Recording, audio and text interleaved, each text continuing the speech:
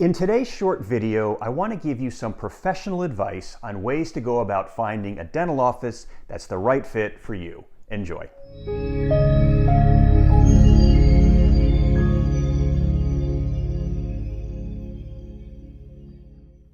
Well, hello again, folks, and welcome back to another Dentistry Made Simple video. My name is Dr. Kenneth Goods, and I'm a retired dentist from the state of South Carolina here in the U.S. So perhaps you find yourself in a situation where you need to find a dentist. Maybe you never had a regular dentist, or you've moved to a new location, or perhaps you need a change from your existing dentist for whatever reason.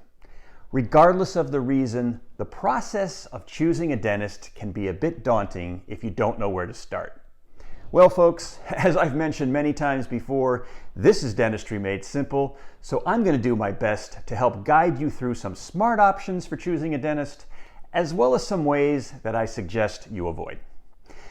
You know, before the internet, patients had little to guide them other than a yellow page ad and perhaps a recommendation from a family member, friend, or neighbor. Today, so much data is available to us that we can easily suffer from information overload, and hopefully this is where I come in. So let's start with some of the better ways to locate a dentist. Believe it or not, one of the most tried and true methods is rather old school, and I already mentioned it: referrals. The vast majority of new patients that I received in my office had been referred from an existing patient. And when you think about it, this makes a lot of sense. They've done the screening for you. They've met the doctor and the team. They know how gentle the dentist and hygienist are. They know how calming the office environment is, how efficient the office is run, how modern. You get the idea. And believe me, if any of these areas are lacking, you'll know about that too. Assuming you trust this individual, this method is a definite keeper.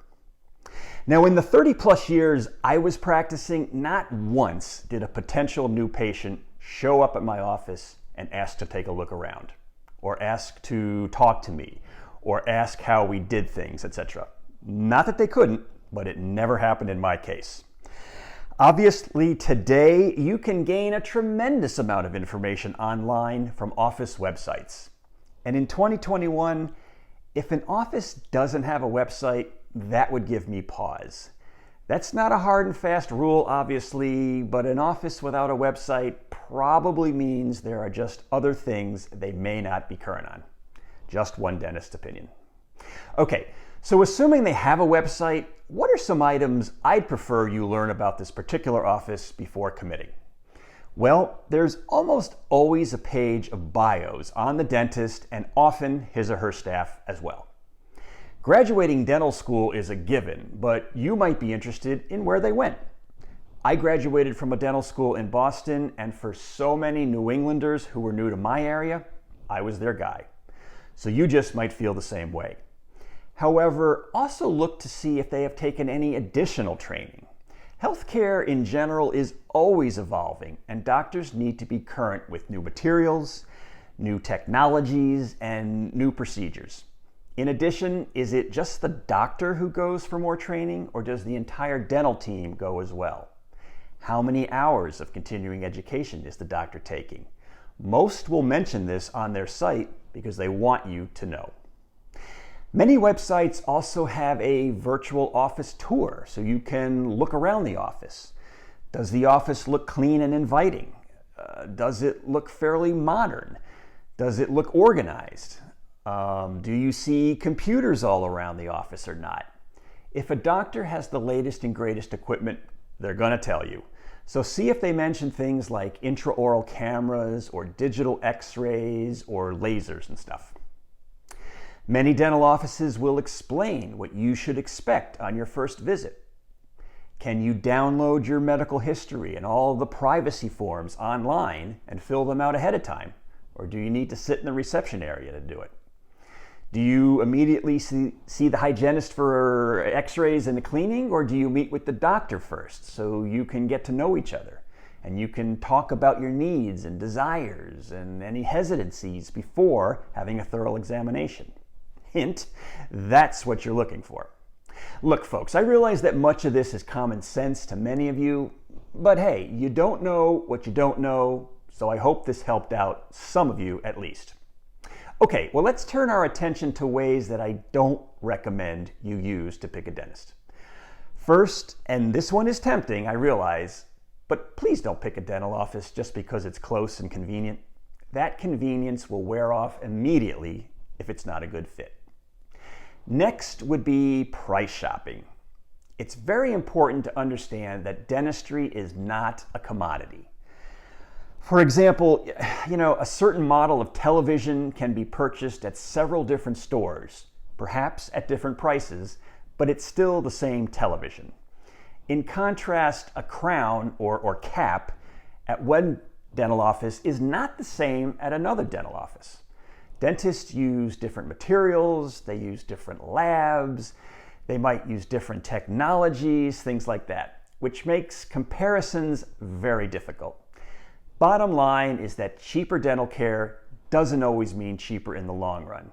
I mean, continually patching up a tooth over and over just might end up costing more than doing it right in the first place.